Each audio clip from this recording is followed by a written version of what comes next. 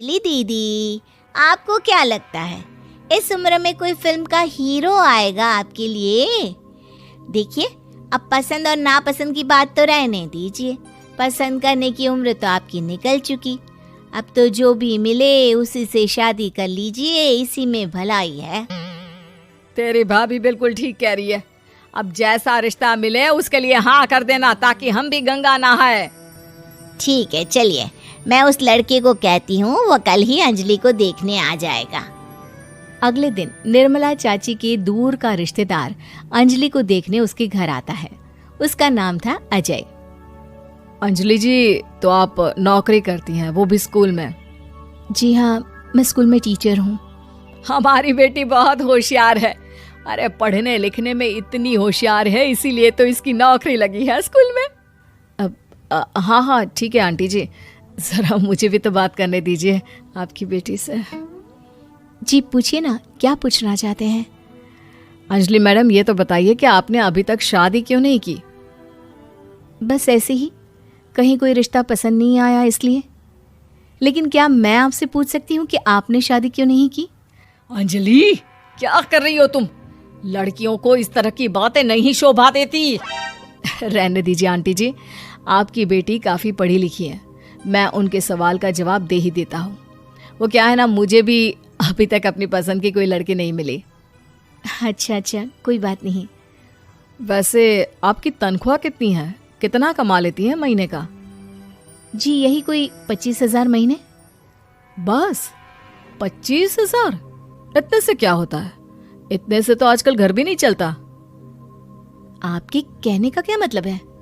अरे मैं तो ये सोच कर आया था कि नौकरी वाली लड़की है, आराम से 40,000 कमाती होगी।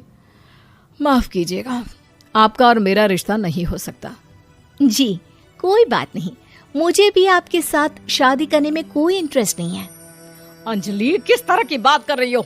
घर आए रिश्ते को ठुकरा रही हो तुम। दीदी, अब इस उम्र में आपको इतनी अकड़ नहीं दिखानी चाहिए। अच्छा खासा रिश्ता हाथ से निकल गया, कहीं ऐसा ना हो कि जिंदगी भर कुंवारी ही रह जाओ आप।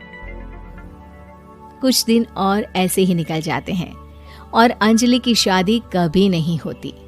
अंजलि के परिवार वाले बिंदास उसे ताने मारते रहते हैं, लेकिन अंजलि एक बड़ी नौकरी की तैयारी करती है और उसमें सिलेक्ट होने के बाद अंजलि को एक बहुत बड़ी नौकरी मिल जाती है।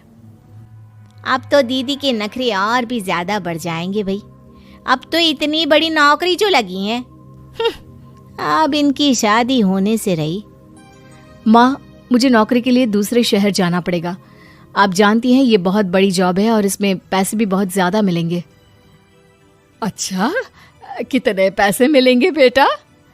माँ, मुझे हर महीने 90,000 सैलरी मिलेगी। क्या? अरे वाह वाह, ये तो बहुत अच्छी बात है। लेकिन फायदा क्या? कितने भी पैसे मिले, शादी तो हुई नहीं ना तुम्हारी। अंजलि नौकरी करने के लिए दूसरे शहर में चली जाती है और जब कुछ महीनों के बाद वो वापस घर आती है तो उसे अपने पति के साथ देखकर उसके घर वाले हैरान रह जाते हैं। अरे अंजलि, तूने शादी कर ली और हमें बताया तक नहीं। और दामाद जी करते क्या हैं? इतनी बड़ी कार है उनकी। माँ, मैं आपको सब कुछ बताना चाहती थी, लेकिन आप सबके ताने सुनकर बहुत दुखी हो गई थी और इसलिए मैंने अपनी पसंद से शादी कर ली। मेरे पति मेरे साथ ही ऑफिस में नौकरी करते हैं और बहुत बड़े अफसर हैं। और एक बात बताऊं माँ, आज मैं बहुत खुश हूँ।